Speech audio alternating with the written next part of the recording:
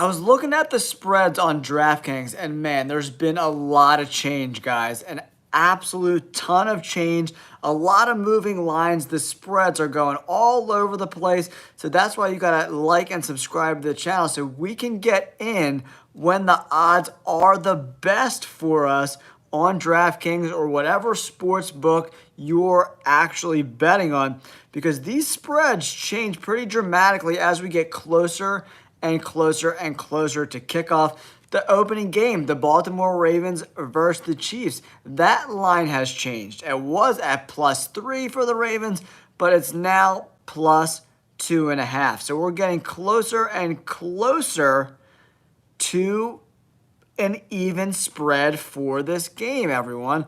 So what the heck is actually going on with this game? Why did the Chiefs go from -3 to -2.5? And I'll tell you, that reason is because they're dealing with some offensive line injuries right now, right? So Wanya Morris, the offensive tackle, he's a little bit banged up. Juwan Taylor, a little bit banged up, dealing with a shoulder injury, right? So when these injuries start to get revealed, that's when people try to take advantage of these lines. And that's why the Ravens went from +3 to +2.5, right? So where do we bet this Ravens-Chiefs game? Do we think that's going to make a difference? And Hollywood Brown is also going to be out at the wide receiver position for the Kansas City Chiefs. So the injuries are starting to pile up a little bit for these Kansas City Chiefs. And is that an advantage for the Baltimore Ravens? We'll have to see. The Baltimore Ravens, again, have a lot of turnover on that roster, right? But they're still a really good team. They added Derrick Henry this offseason. They got a new defensive coordinator, but they still have a very stacked defense, man. A great defense for the Baltimore Ravens. So who ultimately wins this game, guys? Do you think it's going to be the Chiefs? Do you think it's going to be the Ravens? Who do you think? Let me know in the comments below. Who do you think is going to win this game between the Ravens and the Chiefs? It's going to be a really, really close game. And the kickoff is less than 2 weeks away. I'm really excited for this game. But the line is coming down on the Ravens side. So that means there's some juice going into the Ravens bettings. So people are betting on the Ravens, guys. So do I want to go with the Ravens? Do I want to go with the Chiefs? Where am I going with this game? I still think the Chiefs can cover the -2.5 point spread. I really do. But man, that Ravens defense is still really good. They have like over 65 grades at every single PFF position. Like, look at this. The front seven is just remarkable. 77.5, 77 for Matabuke, Pierce with an 80, Jones 68, Van Noy 75, Simpson 76, Smith 77.7, Hamilton 86.4, Williams 73.8. Wow.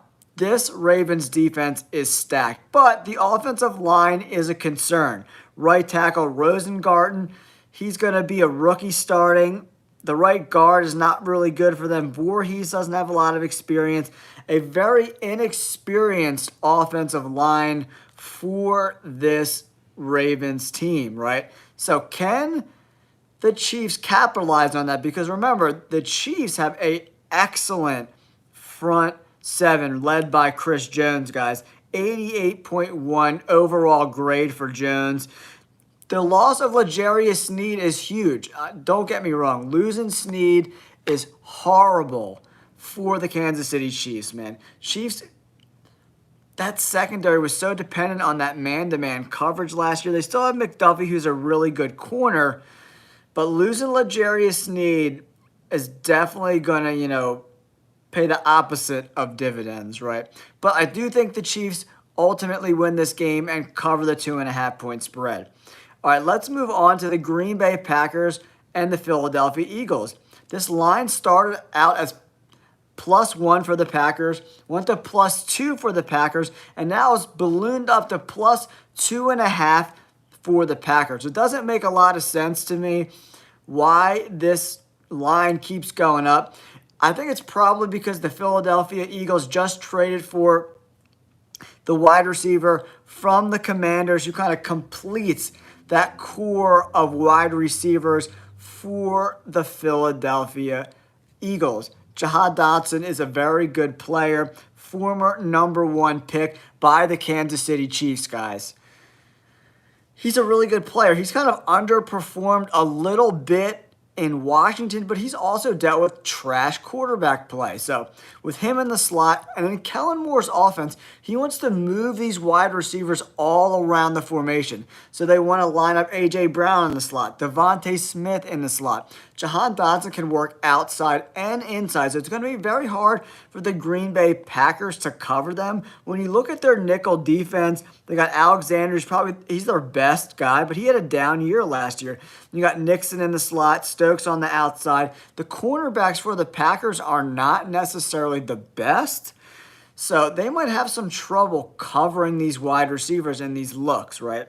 But if you flip it, the Eagles' defense is not the best either. They really plummeted, especially in that second half of last year. We got Romeo Doubs, Watson on the outside. We got Josh Jacobs, the running back. The offensive line is okay. Tom, the right tackle, is probably their best guy, right? But, man, the interior offensive line, they have Jordan Morgan, the rookie, probably going to start at right guard. Myers, only a 54.7 PFF grade last year. Yeah, I don't think that's going to happen. The Cowboys aren't bending over anyone, bro. Not with that offensive line and that trash. Absolute dumpster fire of what you call running backs for the Cowboys. Sorry, Randy. I'm sorry. That running back room is probably the worst running back room in the entire NFL. And then what happens if CeeDee Lamb gets hurt? Who's going to catch balls for the Cowboys? Randy, tell me. Is it going to be the 300-year-old Brandon Cooks? Are they going to throw the ball to Jake Ferguson every single time? I don't think so, bro. So the Eagles at the Packers. I like the Packers and that +2.5, man. It's going to be great, man. I mean, I love CeeDee Lamb, dude. He's a top 3 wide receiver in the NFL. But do you think he's not going to go to camp at all? And then day one, he's just going to be in sync with everyone on the team? I find that hard to believe. And they have 2 rookies starting. The Cowboys don't have a ton of depth on the offensive line, man. They just don't. They're a couple injuries away from having a trash offensive line, man. Tyler Guyton, he's already hurt. He's dealing with knee issues, Brandon Cooks, he's questionable. He's dealing with injuries. And then they just put Bostic Jr., the offensive tackle, on IR. So, y'all getting y'all butts drugged by the Chiefs this year? Who? Who is getting who? But I do like the Packers bet. +2.5. The Eagles' defense, I'm not 100% sold that they're going to be able to be good right away, especially after that collapse last year. So I'm taking the Packers and the +2.5 points. I think that's a solid bet. Now, let's move on to the Patriots at the Bengals. The Bengals are another team dealing with a lot of injuries on that D-line, guys. A lot of injuries for the Bengals on the defensive line. But luckily for the Bengals, the offensive line and the offense for the Patriots are not very good. Myles Murphy is now questionable. He's expected to miss 4 to 6 weeks due to a knee injury. It said Jamar Chase is dealing with a contract dispute. There's a lot of stuff happening, with the Cincinnati Bengals team. And the one thing that concerns me a lot about the Bengals moving forward this year, guys, is so Joe Burrow had that surgery on his throwing hand, right? That ligament stuff. And sometimes, I got my finger stuck in a helmet my sophomore year, and I tore the tendon in my hand. And, my pinky's never been the same. So tendons are nothing to mess with. I know, Burrow's got the best kind of help with his health there for the Bengals, right? He's going to have the best kind of recovery you can get. But tendon stuff is nothing to, sneeze at. He might struggle a little bit early in the year. Covering a 9-point spread is crazy, man. So I kind of like the Patriots in +9. Or if you want to do a teaser with the Patriots and tease that up to +15, Can the Bengals beat them by 3 scores? I don't know. I don't know who's going to be starting. Is it going to be Jacoby Brissett or is it going to be Drake May? They have not announced who's going to be the starting quarterback yet for the Patriots. So I'm assuming this line's going to change as we get a little bit closer to kickoff, guys. And then here's another huge change with the spread. The Arizona Cardinals at 1 point, guys, were +7. That has come down to +5.5. So there's some serious betting going on the Arizona Cardinals. They're on the road. Playing in Buffalo is never an easy place to play. So +5.5. The Bills net -5.5. That's kind of getting into my betting range, -5.5. If it goes under 5, that's what I'm really looking towards betting on Buffalo. The Bills play really good at home. They're very well coached. They are missing a lot of that core secondary from last year who's moved on. But I do like the Buffalo Bills in this game. The Arizona Cardinals defense is not very good. If you look at the starters for this Arizona Cardinals defense, if you look at the nickel, I mean, the cornerbacks are terrible, man. The 2 outside corners and the slot guy, 56, 57, 46 PFF grade. Budda Baker hasn't been the same since that neck injury. This team is not very good at all whatsoever. And then if you flip it on the offensive side of the ball, the Arizona Cardinals offensive line is not very good. Paris Johnson Jr. was better in the second half last year, but he still had a 60 PFF grade. The other tackle, Jonah Williams, coming over from Cincinnati, he's not the best either. I love Trey McBride. I love Marvin Harrison Jr., but are they going to be able to block for Kyler Murray? They're more of a run-blocking offensive line. James Conner, look for him to have a potential big game against the Buffalo Bills, but if this line keeps going down, the Bills are in play for me. Not a game I want to bet. 5.5 is still a pretty big spread, but I think the Bills can potentially cover that 5.5 points, guys. Let me know in the comments below. What are some of your favorite bets for this opening week 1? Here's my favorite bet of the week. You don't need to be complicated with stuff. You don't need to be fancy. You don't need to go with one of these big spreads. The Houston Texans, -1.5. That's the bet to make. This Indianapolis Colts team, they're a good team. I think they're going to be good this year, but I think they're going to win 8 or 9 games. I don't think they're a potential playoff run team. Maybe they squeak into a wild card. Their D-line is pretty good on the Colts, pretty solid. But DeForest Buckner's getting older. He'll be 31 this year. So we look at this line. I mean, there's some guys like Pay that's pretty good, and Lewis is pretty good, Taquan Lewis. But he's almost 30 as well. So we'll have to see if this team can kind of keep up. The thing that concerns me about the Colts is this linebacker core. It's not too good, but they drafted Latu. I expect him to get some time. The Colts have a really good offensive line as well, but I just think CJ Stroud is too good, man. Even in the limited action he had in the preseason, he was epically good, man. Absolutely epic.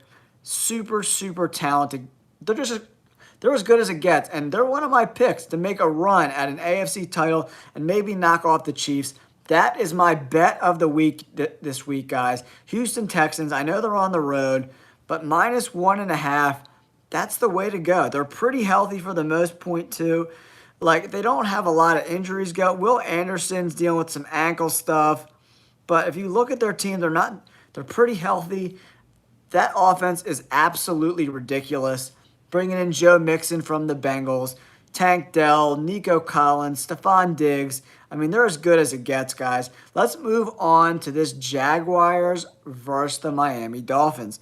Can the Jaguars take a leap forward this year? Man, Trevor Lawrence got an absolute bag, so he better bring his A game, guys.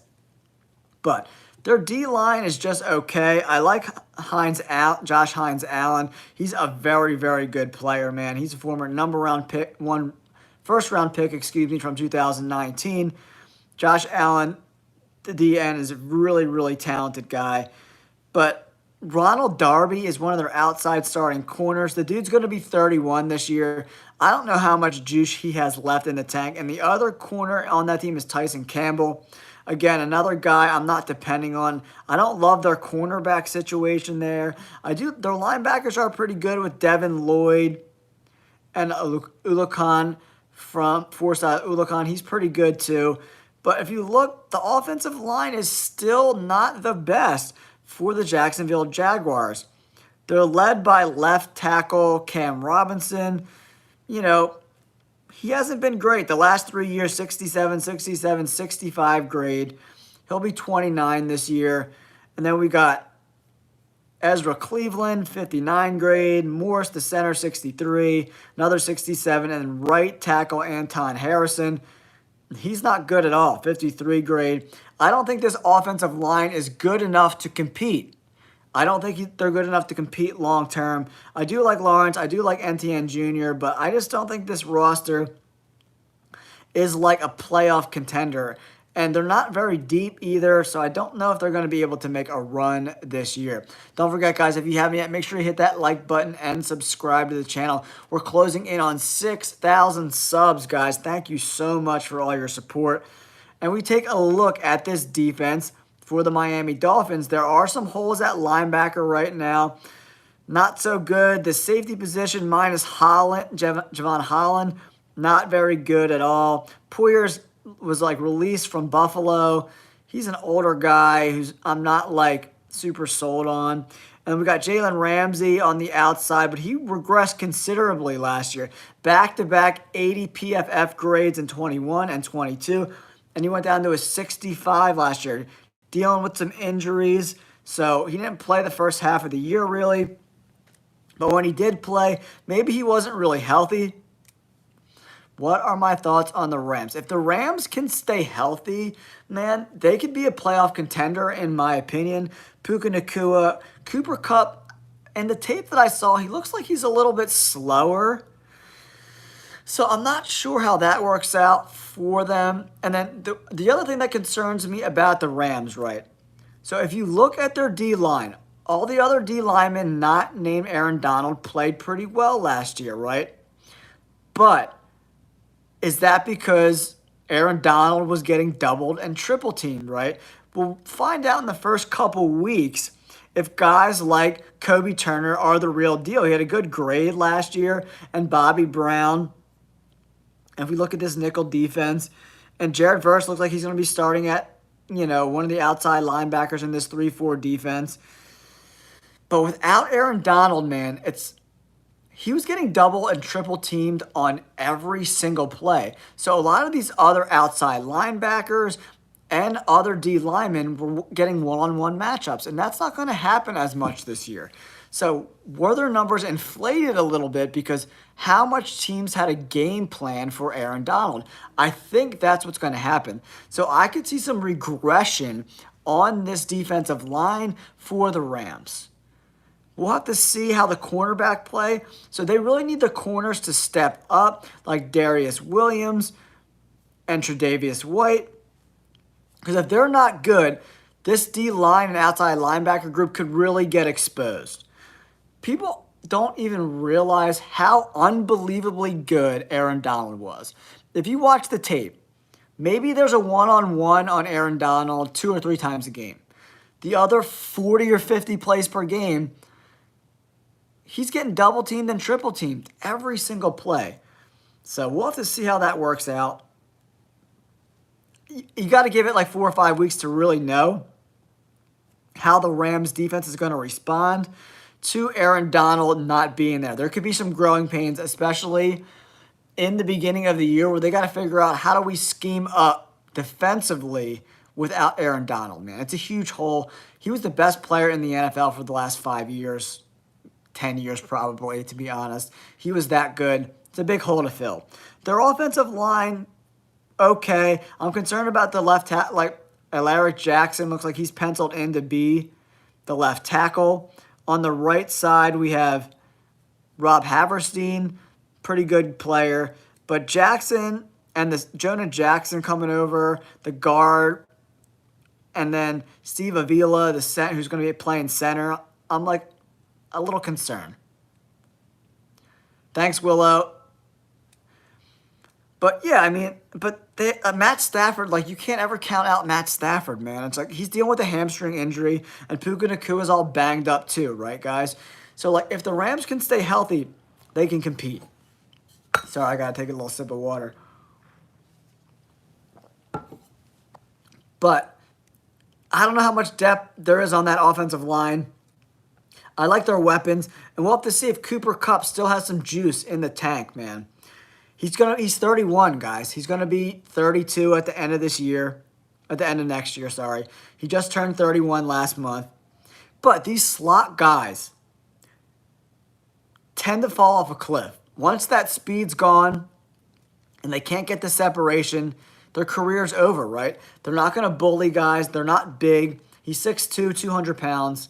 So if that speed's gone, Cooper Kupp might be cooked, guys. All right, let's move on to this Minnesota Vikings New York Giants game. All right, guys, I got to go pick up the dog from the groomer outside, so I'm going to have to pause this live stream. I'll be back in about 20 minutes to finish the rest of these games up. Thanks for tuning in. Don't forget to like and subscribe, guys. I'll be back in like 20 minutes, and we'll go over the second half of this slate of games. Thanks for tuning in. Don't forget to like and subscribe. Peace.